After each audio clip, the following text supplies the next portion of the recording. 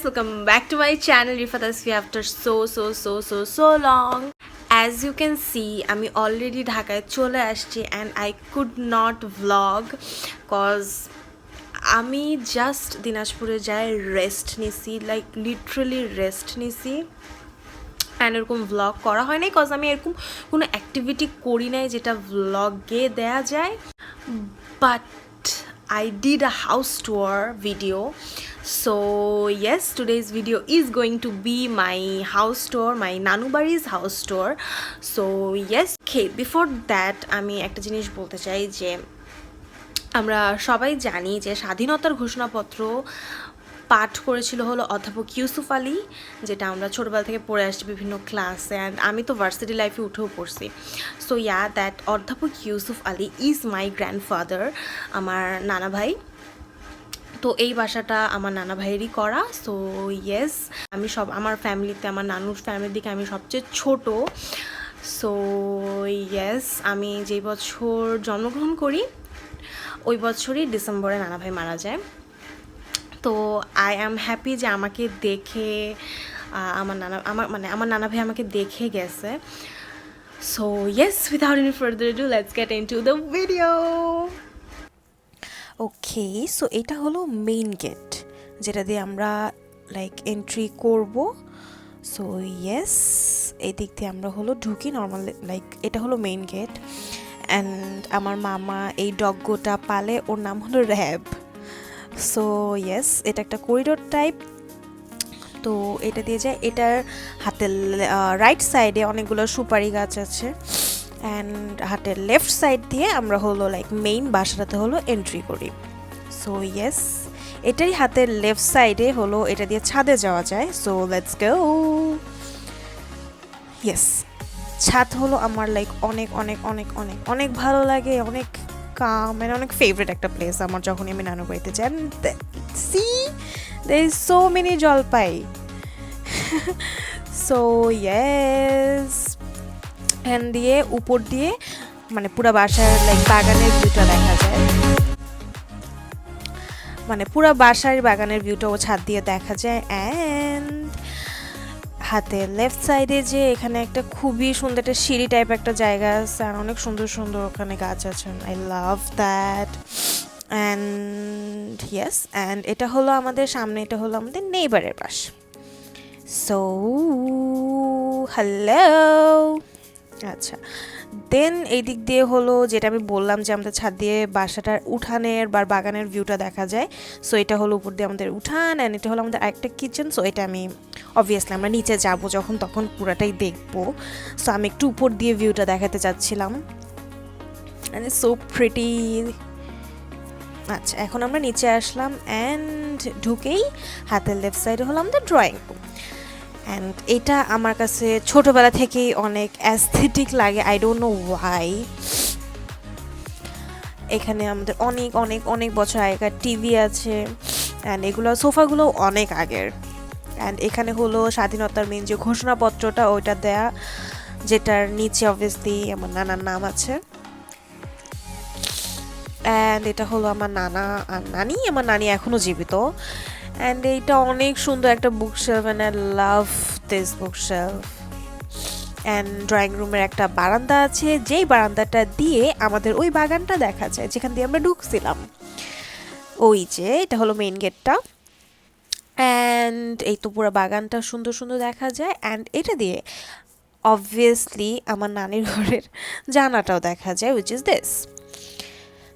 তো এখন আমরা ড্রয়িং রুম থেকে বের হব অ্যান্ড এটা আমাদের হল, লাইক যেটাকে ডাইনিং রুম বা হল, which is obviously huge. And এখানে একটা বেসিন আছে. Hello, it's me. তো এখান দিয়ে যে এটা হলো যেটা হাতের লেফট সাইড, এটা হলো আমার নানির রুম অ্যান্ড পাশের ডোরটা হলো ওয়াশরুম. অ্যান্ড এটা হলো আমার মামার রুম অ্যান্ড ওই যে আমার নানিকে দেখা যাচ্ছে. সো এটা হলো আমার ডাইনিং রুম বেসিক্যালি. অ্যান্ড এই রুমটা হলো, আমি ছোটোবেলা থেকে দেখছি এই রুমটাতে লাইক সার্ভেন্টরা থাকে. অ্যান্ড এটা একটা ফ্রিজ রুম যেখানে ফ্রিজ আছে আমাদের সবগুলা. অ্যান্ড নানির কিংডম, আচারের kingdom. And it's is me. আচ্ছা, এই রুমটা হলো kind of pantry type and এখানে basically store room type, and নানি আমাকে এটা শ্যুট করতে দিচ্ছিল না কজ অগোছালো। আচ্ছা, এটা হলো কিচেন, অ্যান্ড এই চেয়ারটাতে বসে আমার নানি ইয়ামি ডেলিশিয়াস ফুড বানায়। অ্যান্ড অবভিয়াসলি আমার নানি এটাও শ্যুট করতে দিচ্ছিল না কজ ছিল অগোছালো করিস না, but I had to do. আচ্ছা, তারপর এখান থেকে আমার ফেভারিট প্লেস আবারও উঠান, যেখানে চাপকল আছে, অ্যান্ড এটা হলো আমাদের হোল বারান্দাটা কিচেনের সামনে, যেটা আমরা ভিতরে দেখলাম ওইটার সামনের বারান্দাটা, অ্যান্ড এটা হলো সিঁড়ি যেটা দিয়ে উঠানে আসা যায়। আচ্ছা, ওই যে আমার নানি বসা। আচ্ছা, তো এখানে আবার আমাদের আরেকটা কিচেন আছে, যেটা হলো গ্রামে যেটা থাকে মাটির চুলার kitchen. So as you can see একটা হাঁড়ি বসানো, কজ এটাতে সকাল ভাপা পিঠা বানানো হয়েছিল।